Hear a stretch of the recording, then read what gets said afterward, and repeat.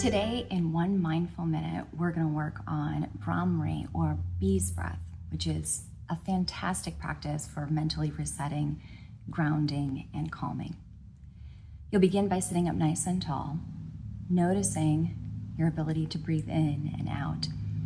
And when you're ready, you'll take your index finger and you're just going to close off this little ear flap at the entrance to your ears.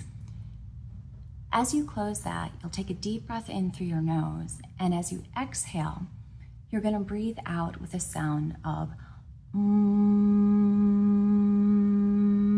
Teeth stay apart, and you're actually chanting the sound of Om while keeping your lips closed.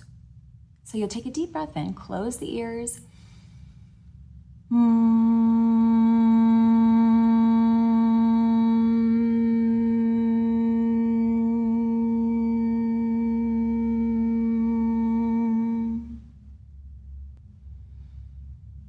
You'll be feeling those vibrations move through the face, move through the throat, and maybe even in the chest.